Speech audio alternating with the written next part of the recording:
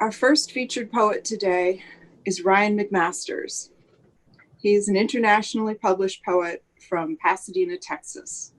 His work has appeared in the City of Houston's website, Ireland's HCE Review, Peculiar Journal, Sheila na Gig Journal, Moontide Press, Allegory Ridge, the San Antonio Review, Show Bear Family Circus, and Flower Song Press. Please welcome Ryan McMasters.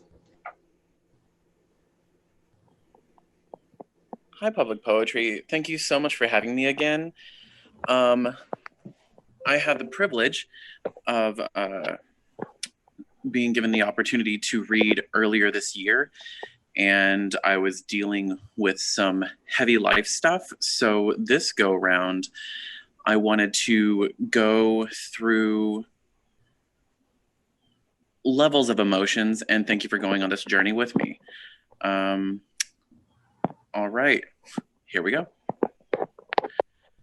This first poem is called Acceptance of Gay Lives Throughout History. If I believed in reincarnation, I don't. But if I did, I would be gay every time. Whatever noun I was, I would like men while it happened. Throughout history, I would be less resistant to my gayness with each successful rebirth. Each time, a lesson in constancy. During the Black Death, I would be a rat mite with one limp leg out of 6. Then, a rat diseased and working the runway on cobblestone.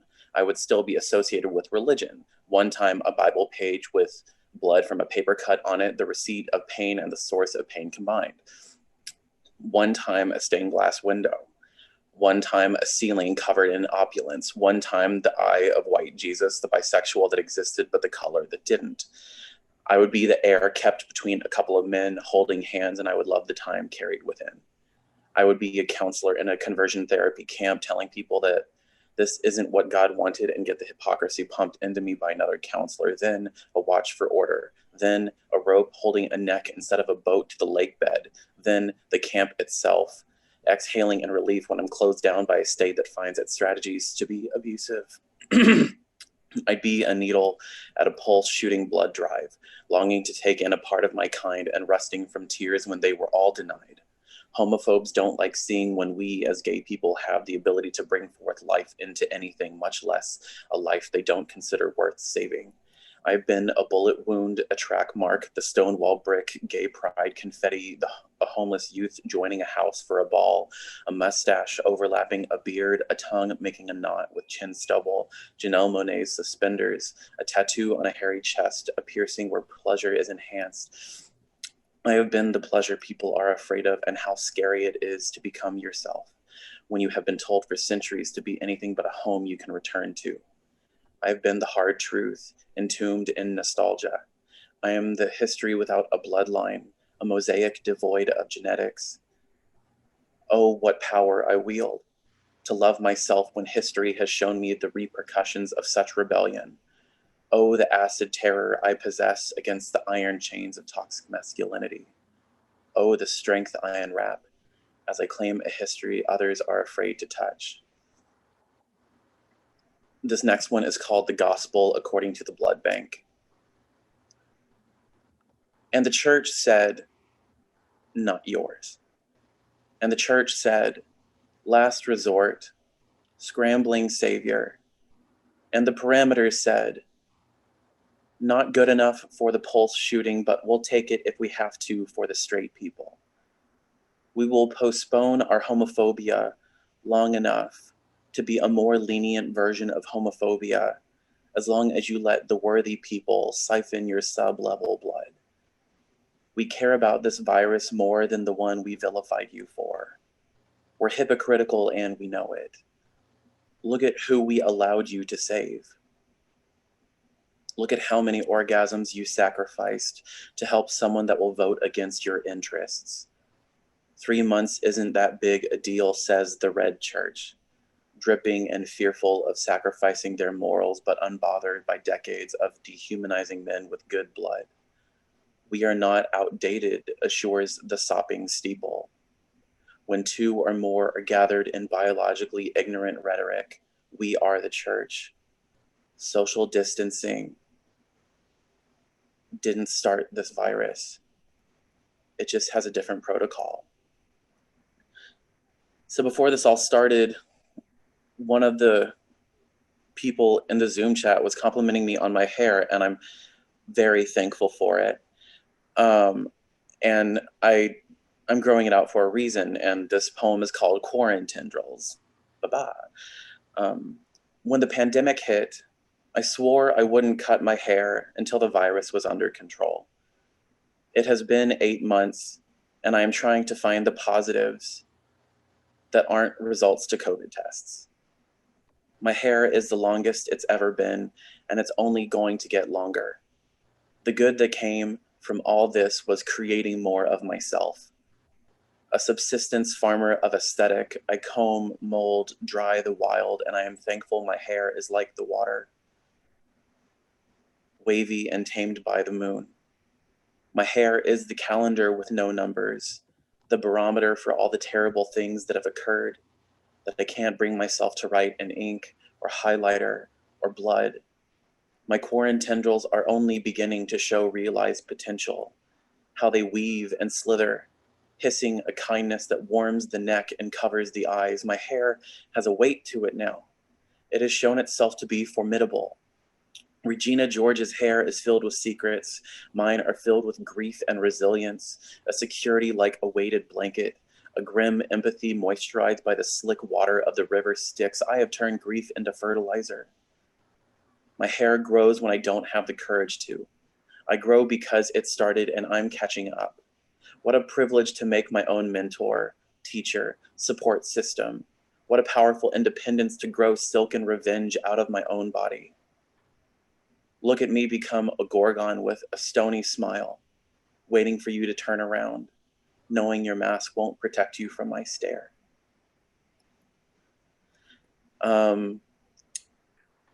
I have a lot of sad introspective poems, and I'm trying to work on happiness because I'm in therapy.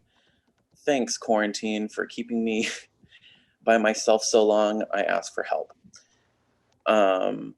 This poem is called Optimism, socially distanced. I know I am an optimist because hope is still tender to touch. I guard it in wicker and thorns, but nothing man-made. Hope deserves to be protected organically. If I am so scared to disappoint those that believe in me so fiercely, it stands to reason how fiercely I believe in hope's power. I hope with my hands, even if they are closed and clenched. I deserve so much more than the good I have allowed in, but now is not the time to regret. It is a wasted space to keep the what was-is with the what could be's. I hope like the disciple Peter. I can walk on water if I don't look at anything else, but my eyes are always darting. My hope has sea salt caked in its sandals. I believe in miracles because as godless as I have become, I want to be wrong. People have told me to decipher between church and God. I do not believe in church because it first did not believe in me. I believe in God because there are times when I can't believe in myself, so I go for the unseen thing. It's funny how faithless a gay man is, truly. We're very visual creatures. We see, hunt, and pump until we see what we caught shot on the wall or the bedspread or any place we choose for safekeeping. The proof is right in front of our eyes before we wipe it off. I don't miss God because they never left. I did. So mad at church, I didn't believe they could survive outside of the affiliation. So loving of myself, I didn't think there was room for all of us. And it's not like I could evict them, but I could use my spectrum powers to compartmentalize them to a past I've yet to contend with. I heard of hope because of my past. I know of hope because of my sexuality. I believe in the future because the people that have critical thoughts about church and those that have been burned by the church have shown me God is everywhere, especially outside the pews of their house. It doesn't matter if the glass of water is half full or half empty, as long as you know it can be the ground you walk on. Y'all get a public poetry exclusive. because I wanted to write about my friends because I'm finally believing and accepting the help that they are so willing to give. And I wanted to write something before this. So here is some new stuff. And this will be my final poem. Thank you again for having me.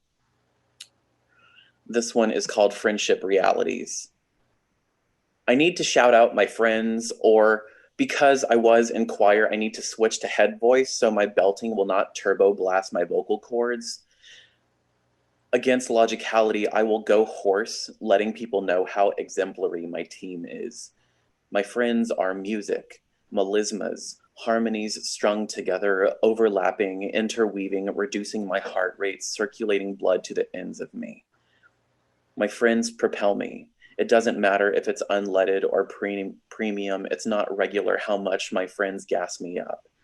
My friends respect my boundaries.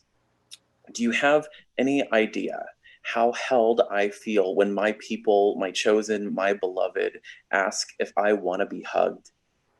I hate being touched 85% of the time.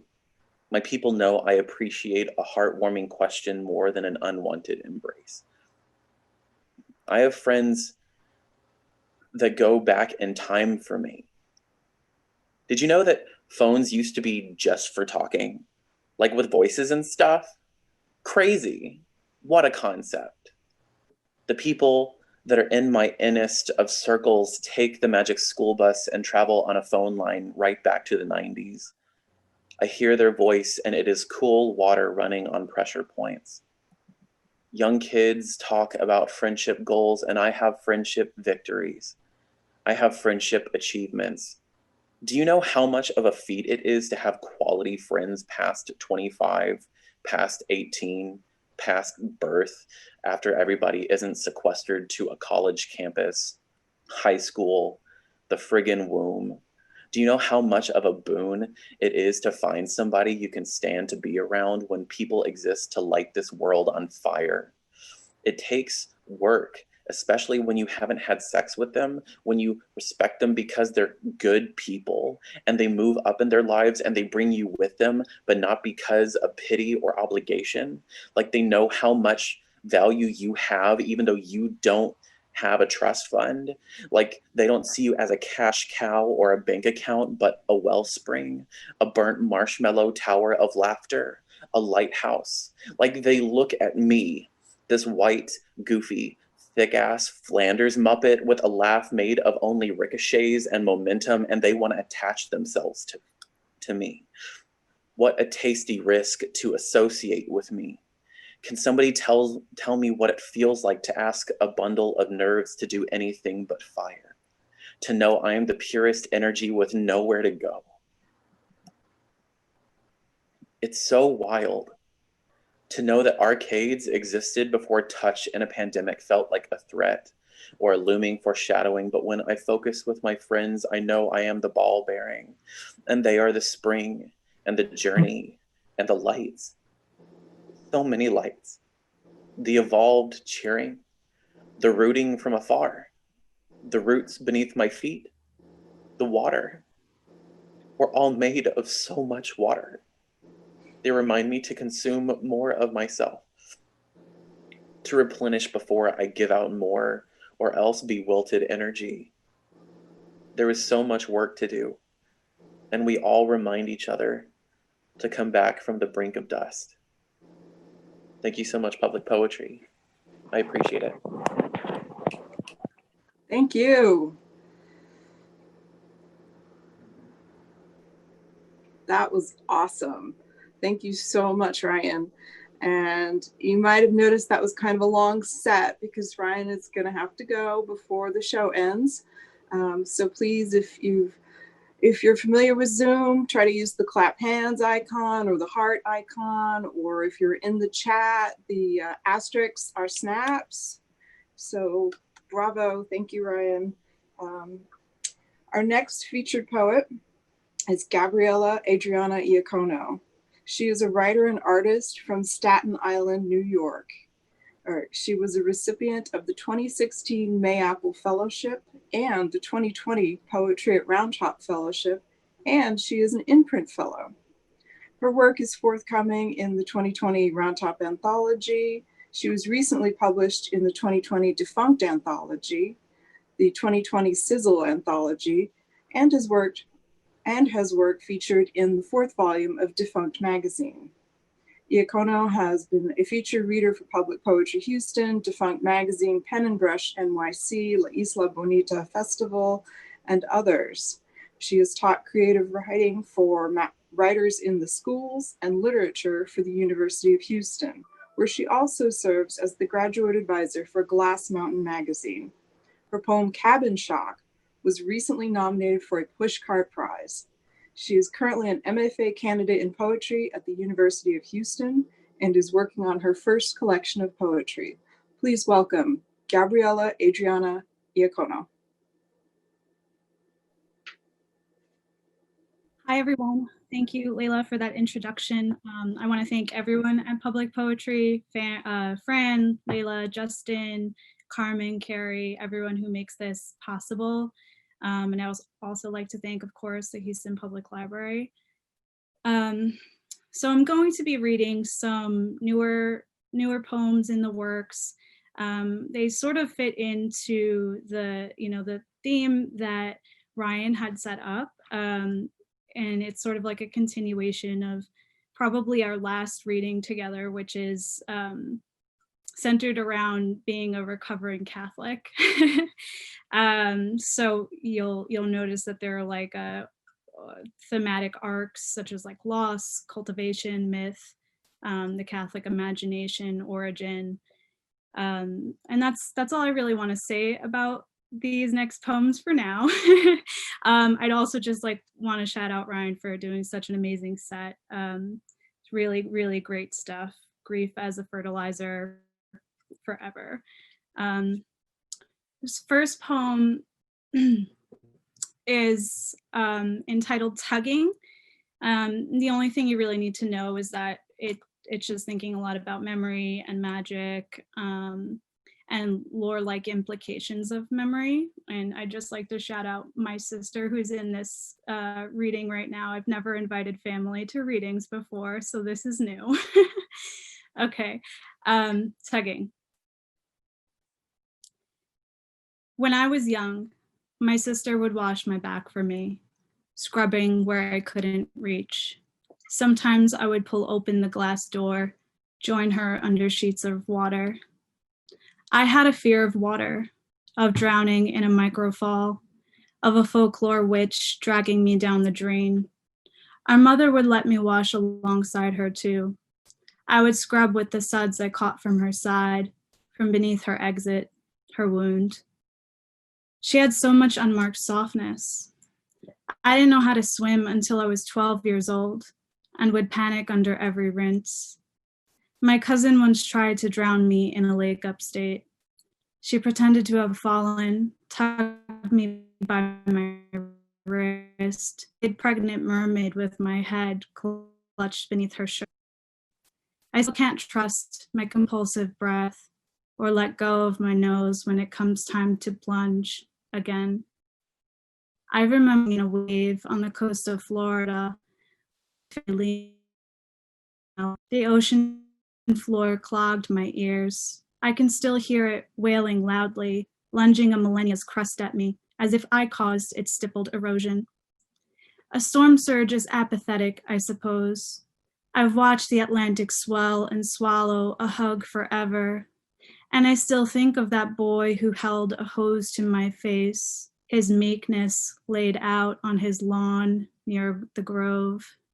I'm older now, and when I stare up at a Gulf storm, the sideways sheets of rain breaking the sky open, I remember looking up from under my mother, and anger becomes too slippery to hold on to. This next poem is entitled Epiphany Came as Bird.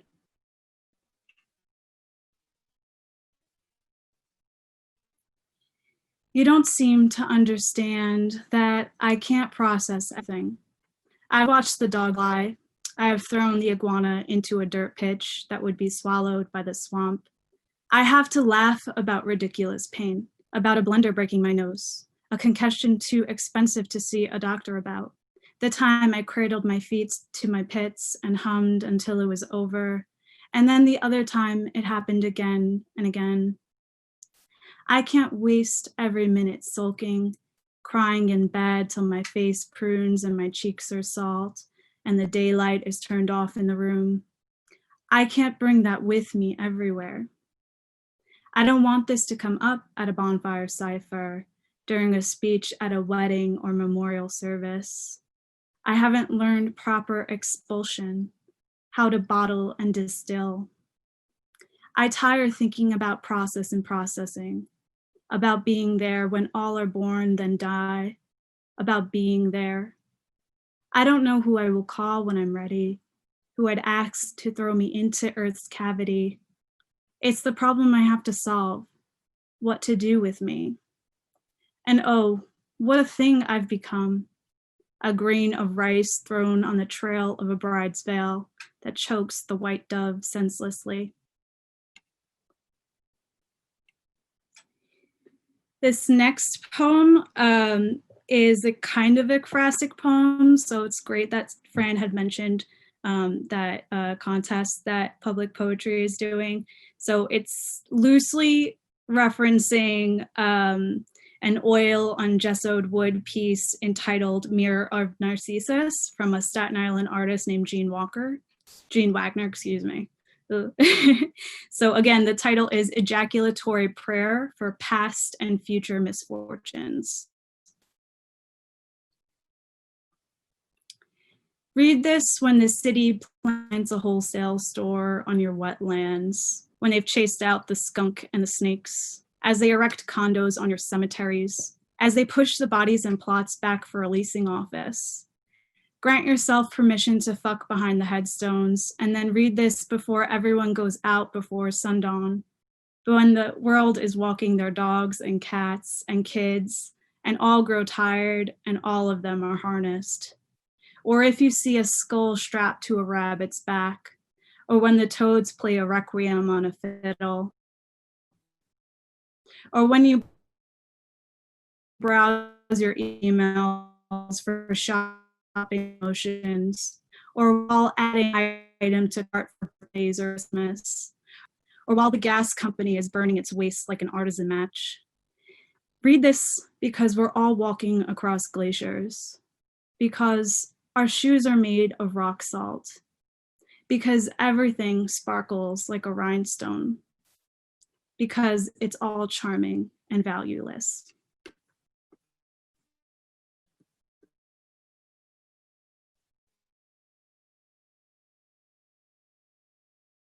That's my set for now. Thank you. Thank you. That was great. Our next featured poet is Chibi. He is a Mexican-born, Texas-raised queer poet and actor. He is the founder of Laredo Border Slam, a founding member of Right About Now, and a two-time San Antonio Slam. Let's see, hang on, I lost my place. Let's just read that again. Two-time San Antonio Slam champion, winning third place at the 2017 National Poetry Slam Greek Peace Competition. He has published 2 books and was co-editor of the anthology Contra, Texas Poets Speak Out, from Flower Song Press. He has toured across the country performing his spoken word sets, and his work appears in or is forthcoming from Defunct Magazine, Outsmart Magazine, the Latino Book Review Magazine 2020, and he's been featured online at We Are Me Too, George Takei, Slam Find, Poetry Slam Inc., Button Poetry, and Right About Now. Please welcome Chibi. Hey, thank you all for having me, Public Poetry, and sharing the space with these amazing poets. Like, okay, I have to go after all of that. I'm having a good skin day. You're welcome. And I've also been taking a lot of workshops this past month. So y'all are going to get some poems that have never been read outside of a workshop setting. I'm going to do in this first set one long poem, one really long poem, and one really short poem. And I apologize to Sarah Bellum, who has probably heard this poem like 4 times in the past month. But let's get the heavy stuff out of the way. This is called Through the Skin of Your Teeth. Accepting your own destruction is sleeping between 6th Street and I-35 in Austin rush hour. The rock bottom underpass of how did I get here? Slumped on the desk you never use for work, swaddled in sweat sheets in a cold co-op bedroom you've been looping through for 3 years, encroached by a mite-covered den of unwashed, mostly forgotten clothes. You only wear long sleeves freckled in red and red and red anyway, nodding off. Next to a pair of coffee mugs, barfing cigarette butts on the nightstand, engulfed by the smell of choosing oblivion over yourself. Your bookshelf of abandoned textbooks, mostly unread, shelters you from the dry-mouthed reality that you haven't done shit, despite the bullhorn-framed $40,000 paper feverishly debating otherwise from the back of an empty closet. And the secret drawer glittered with ritualistic cotton, spoons, tiny empty balloons, cradles your rent by the hour dignity. That drawer harbors the hollow of the moment you keep chasing, an intimate black hole that you're never going to guillotine if you don't devour yourself down to the nail beds, each brittle breath boiling over with iron and burnt vinegar. You can't see the only way out is in. Cannibalism is hard to swallow, but you got to kill in order to live. So, step 1, stop stalling. The moment to pick where every crossroad merges is every time you think you want to burn all the yesterdays. What are you waiting for? However fleeting, the now and the never gonna be crumble against the glimmering sandcastles of the still could be. Step 2. Let go of the permanent markers you wrote the years in. The truth is, you could be powdered and casket ready, but the fact that you grind so hard to lasso a plastic bag over your thoughts and pull means you can still pull yourself out and fall into the well of who knows what's next. And that hurts, but not as much as you're going to in the next 10 days. So grab a bucket and Benadryl, brace yourself for a shitstorm and hurt. Step 3. Throw your shame in the mouth of the pit viper where you found the band of quicksand masquerading as friends and ask for help. Start with the people you were too proud to let see your stab wounds. They're probably the only ones still willing to offer their necks for yours. Step 4. Question everything you ever thought your life was gonna be. Like, this isn't an A&E documentary. You're not even Lifetime original material. The predetermined path you thought you were rebelling against was met with a mirror, and you already lost yourself. So what else is there? You don't lack identity if you aren't fighting. A fire can still burn without taking everything else down with it. So sift the silence like a toddler's shape shorter in marshmallow hands. Pretend like it's the first time, because in many ways it is the first time you're able to run to instead of away from something. Step 5, don't run. Go slow. I heard a rumor you were selfish and self-consuming, so before you consume everything just to prove you were ever here, stop. Take a moment to grow rainbows from the icicles of father figures. Find the fairy dust that pumps in the red blood cells of every breath. Breathe. Take another step and feel how weightless it is to be here while acknowledging how heavy it is to be alive. Confidence grows like moss, doubt like vines. Both can colonize a garden you've spent years scorching. So why not sit? Dig your palms in the dirt and stop accusing gravity of holding you down when it really just keeps you grounded. We all know you don't have a problem with consumption, just yourself. So go on. Take a big gulp. The worst that can happen is you find you're an acquired taste. And if you still have something to lose, then this poem isn't for you. Come back in a few months. But if your throat grows excuses and lies like cancer, then make the right choice and go home instead of chasing after something that'll never love you back. Get out of here with your can't rewrite history and instead write tomorrow like yesterday never existed. What is armor if not a cage? So again, stop stalling. Let go. Ask for help. Question everything and go slow. Learning to live with yourself is like walking in wet socks, but it's so much softer than the hot coals you swear were cauterizing your pain, not causing it. Self-destruction is sobering, and you're already a cliche, so go ahead and rise from the ashes. The kingdom of nothing is all you have left. Take a chance and inherit yourself for once and every day after. Choose you. Someone has to. Okay. What was I going to do after that? Shit. Okay. It got cold. The weather got really cold. So this is a short poem, and this will be my last poem for this set because I feel like that last poem was like 5 minutes long. This is called There's No Way I'm Not Here.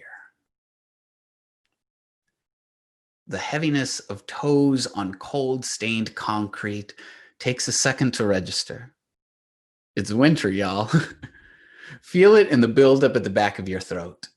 The pain Southerners feel wishing for heated floors in the bathroom for the 3 weeks out of the year where the shock chills the gums from the feet, but the quiet in the trees confirms.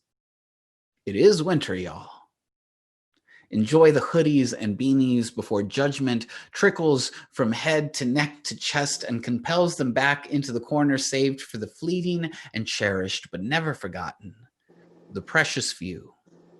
The darlings. Don't worry. Summer is only on a quick 15. The world moved for us to have this moment, so lean into it like the heat is not forever.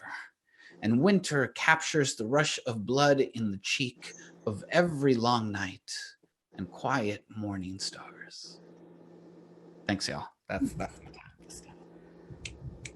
That's beautiful. Thank you so much. Our next featured poet is Yolanda Movsesian. She is an Armenian born in Iran and has lived most of her life in Houston. Her poetry, prose, and artwork can be found in a variety of publications, including the Mississippi Review, Synchronicity, and Defunct magazines. Please welcome Yolanda Movsesian. Hi, everyone. I wanted to thank Public Poetry. It's such a wonderful venue. And when I came out of my hibernation, it was very, very effective in helping me get back to my poetry. So I really do appreciate Public Poetry. So I'm going to start with my first poem. It's called To Please You. To please you. I used colors and imagery, colors and visions and words intertwined to carry you to worlds I saw in my mind. But you cut out vines and replaced lattice with a wall. The only color left is blue of my cat's eyes, the only vision of dirty dishes in the sink.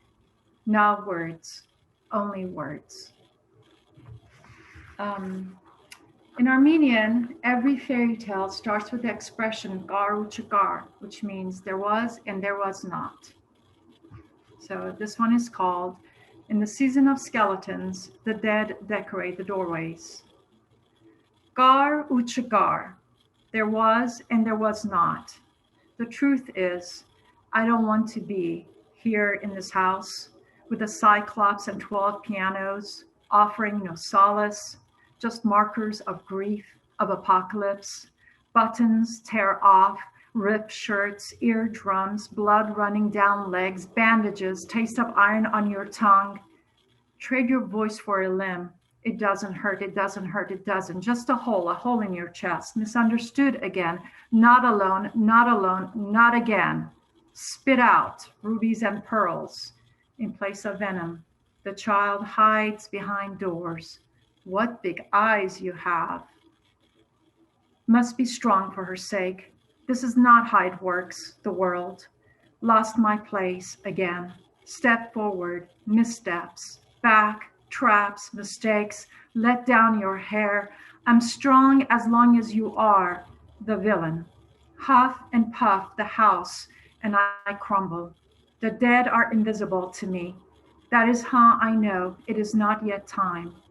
Fires from the sky vaporize everyone. I know metal, hot scissors, singed skin, blue Easter dress shred. 300 years of good deeds keep you from turning into sea foam. I haven't said goodbye, yet I am ether. I could reside in the dark spots of the moon. I don't want to be here. Next time, the dragonflies will carry me. Gar Uchagar, I am, and I am not my story. This one is called Endless Summer. At intersection of hope and despair, I plucked you out of detritus of my soul. Parasitic worm gnawing my insides. I wore you too long like a bad habit made of polyester sticking to my sweaty skin in the midst of hot, humid August day. I died before I found strength to pull your rusty chains out of my veins. And now I am free, free to crash, free to melt, free to live a life of endless summers with no compromises. I spread my wings of wax to fly to house of dreams I built in clouds, and I banish you to the realm where all that decay and stagnate walk in circles for eternity, having no power or influence over me, having no power or influence over me.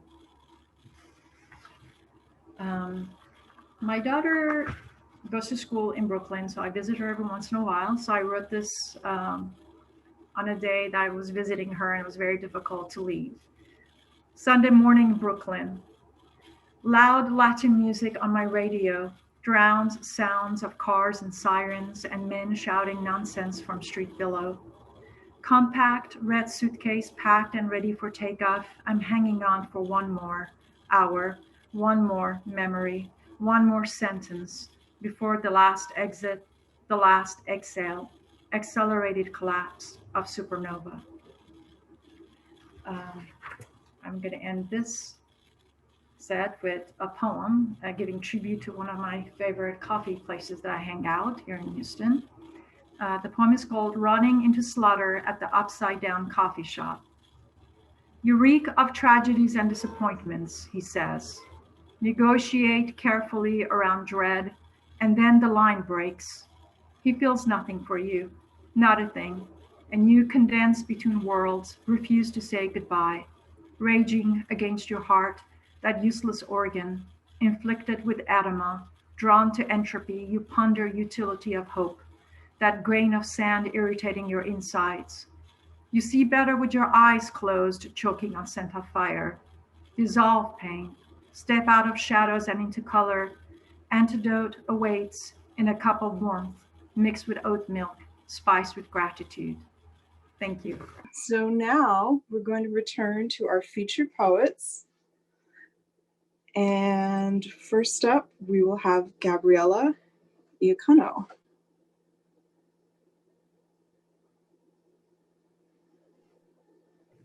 Thank you. I love the open mic. And I especially like that poem that you just shared, Layla. I wrote down Rebecca Elson's name so that I could read that book in the future. I'm going to begin with a pretty old poem that I've recently retitled. So it's called Requiem for Constructions. My first draft was written in a journal full of dog-sick eulogies. My first draft was written on an ATM receipt because my first draft was a sterile mouth.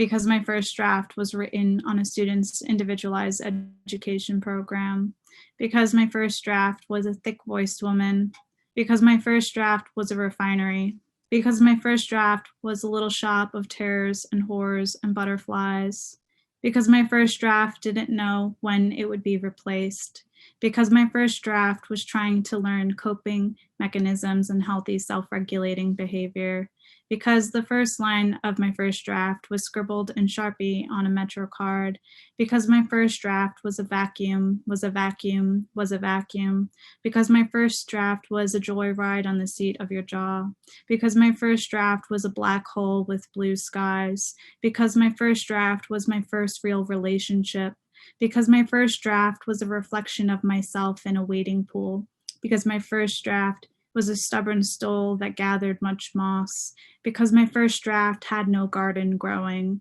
because my first draft suggested retail price couldn't cover therapy, because my first draft was the cubic zirconia to your Balanchine jewels, because my first draft felt manic, because my first draft was the gin and tonic cupcake nobody asked for, because my first draft wasn't even my first draft, because my first draft was a young bride, because my first draft showed no obvious signs of trauma, because my first draft was a patient pine, because my first draft wanted to burn holes in the men that held it, because my first draft was jotted on Bible paper, because my first draft was a girl I kissed, because my first draft asked if it could be excused, because my first draft clung to the margins, because my first draft got rejected, because my first draft was a phone booth with no receiver, because my first draft was too transparent, because my first draft suggested birth control and the rape of rape, because my first draft was a mute canary in a coal mine,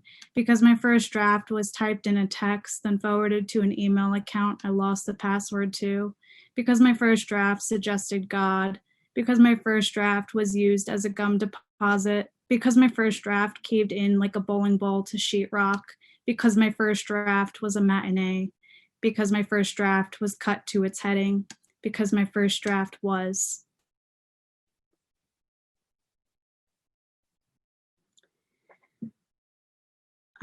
This next poem is shorter and newer, titled On Propagating Loneliness. My landlord called again today, told me to waterlog her plants. She waxed on about the dying time and basil glutting the ground. She didn't say where to saturate or sprinkle, so I poured a bathtub out and then some. I asked if she ever watched a bee give up her stinger. The banana tree paddled on my shoulders. Her fruits were inedible and rain troubled. I've done more cutting lately. I've begun to decorate the balcony with banana leaf effigies to keep the aloe company. She said they'd been punctured by roof rats, had caught the oak wilt from falling bald moss. I let her go on a while, thumbed a gash of pulp on my palm. She gave me a recipe for tea. The tender roots of her hibiscus had drowned. I listened because she's lonely and reminds me of some women I have been.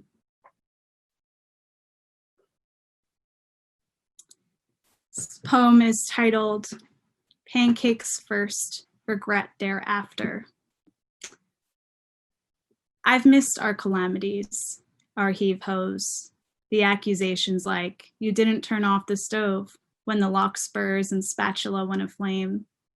It's as though morning came, an uneventful Sunday, and both of us were forced to unlearn the other, forced to forget how to open the other's mouth, how to scoop the words out like dumb jack-o'-lanterns.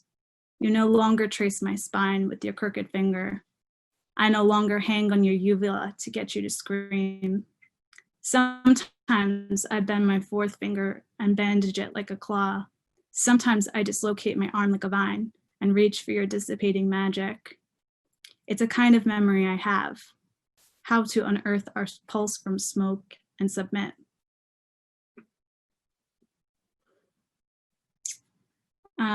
This next poem I will read is another Requiem poem, and it was written about Memorial Park in Houston.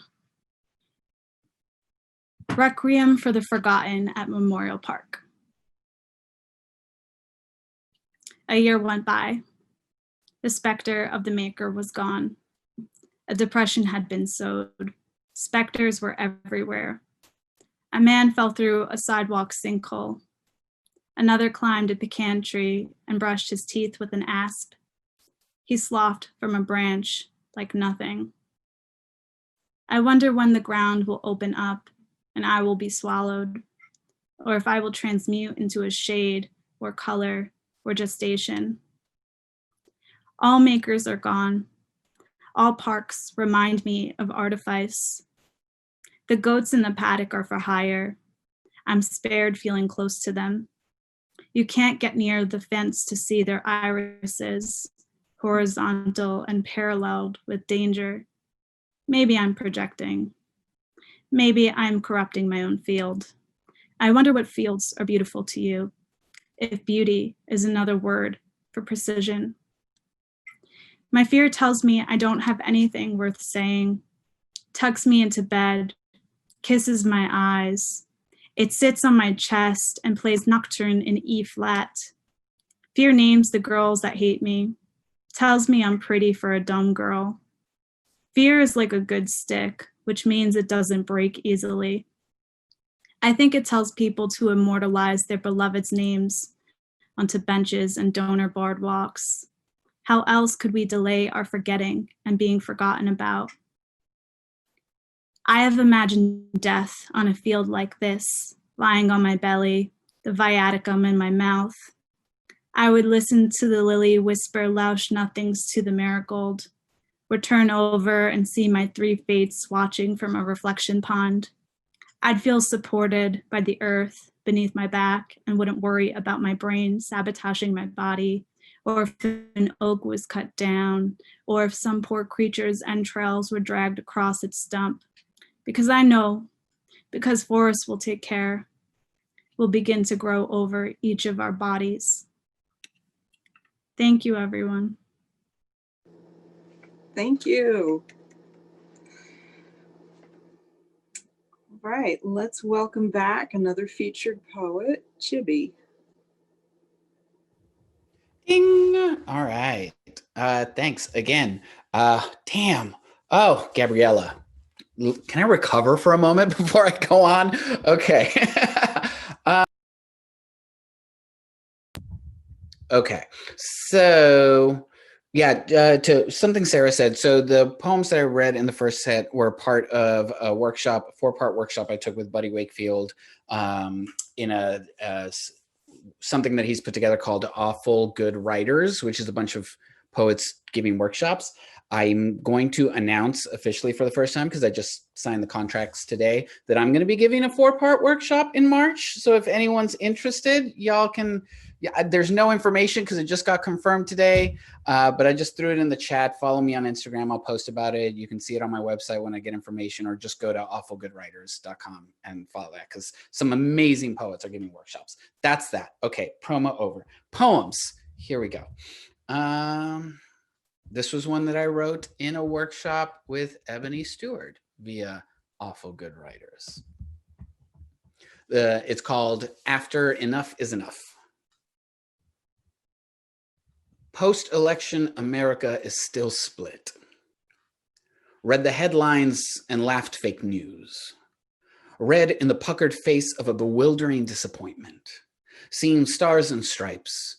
Redlining friends and family out of Twitter feeds so fast, ready to put this behind us or put the other side out of his festering feelings, like if we do it before Christmas, it may snow in San Antonio, but only for one day, because any longer and we are done. And everyone's fighting for a breaking news headline that won't save us from the division we've been invested in, collecting interest groups, thinking with enough capital we can take over Congress. Everyone's asking, how did he lose? How was it that close? I reflect, why are we covering our eyes with bonfires?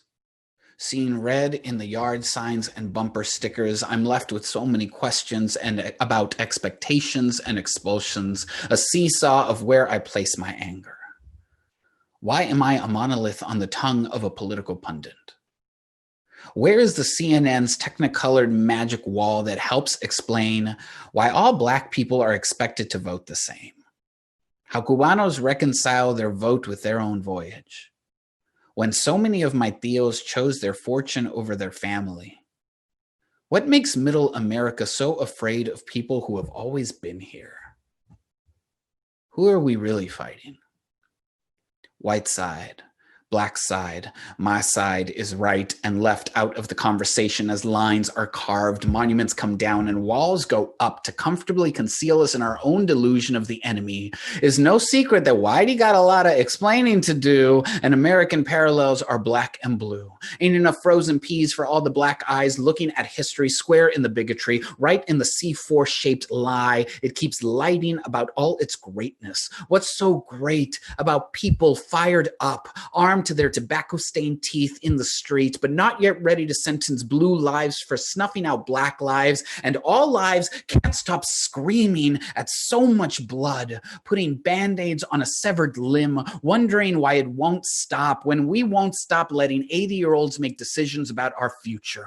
I am tired of having to choose between the belt or the switch. Karen is entitled to her haircut and her opinion, but not her ignorance. The lid popped off this pressure cooker because someone forgot to let it breathe. But before I start pointing fingers, I better be ready to put my ear where my mouth is and extend a hand that isn't desperately clenched around its own preconceptions. I've accomplished so much more by fighting for rather than against something. So let go and let's go.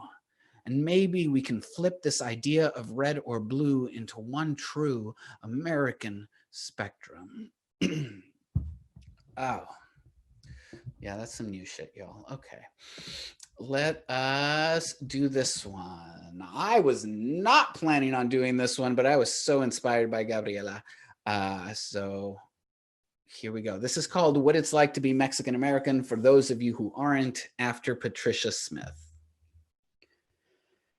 At the end of the day, it is compromising on the details.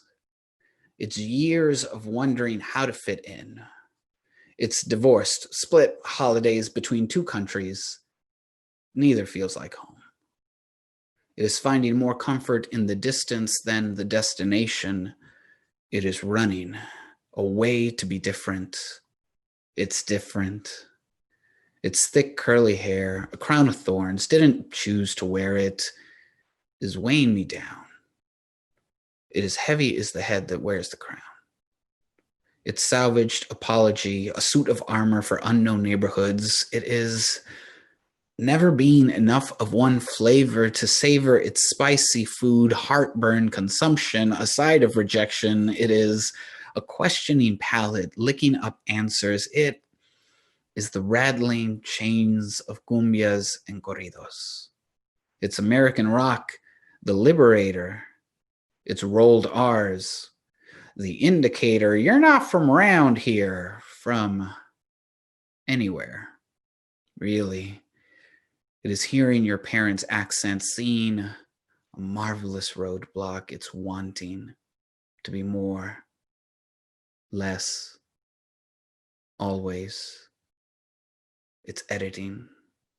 It is constantly editing. It is realizing your first draft right, your final draft being written. It's every day, again and again and again and again and again. Okay, one more. Thank you guys again for having me. This has been splendid. This one too just came out of a workshop yesterday, so it's new and barely edited stuff. Sorry, I forgot. Family friendly, no cursing. Okay, moving on. This is called The Garment Duffel. I ordered hope online, the collapsible shape of possibility. A way to organize my life on the go when I can go freely again into the unknown. You could say today I ordered something that crowds my closet. But one day soon, I hope.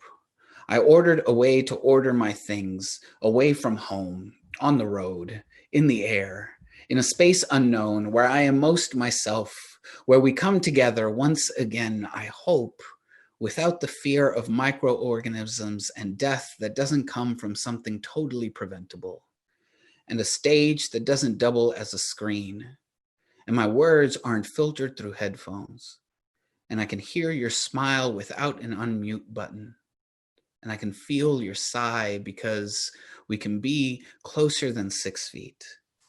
And I can go back to my hotel room and unpack everything except the bottle of Lysol I will not have to carry. I have more room for the important things, like books and that shirt that smells like my husband. I want to remember what it feels like to miss my husband and the relief of coming home that isn't motivated by the fear of close encounters.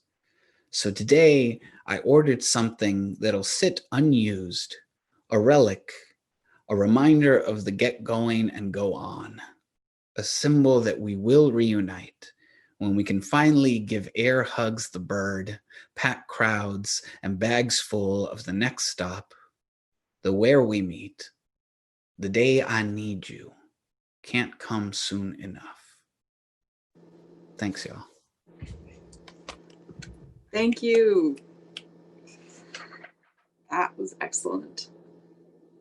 Let's welcome back our final featured poet of this session and 2020.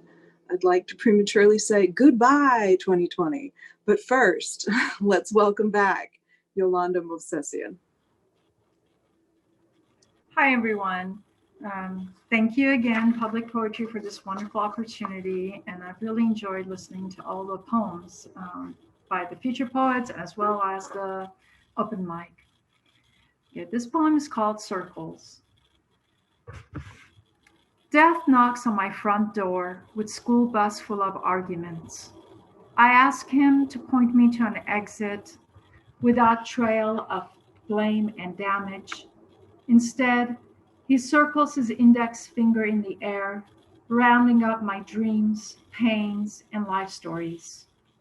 Circles in the air, circles on the ground, circles etched on my skin.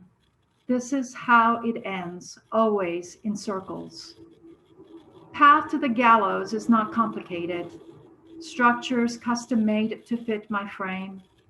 But then it begins. Taka, taka, taka, taka, dim taka, of the temple dancer, wrapped in green silk, embroidered in gold, hand gestures telling stories of ancient dreams, pointing to redemption.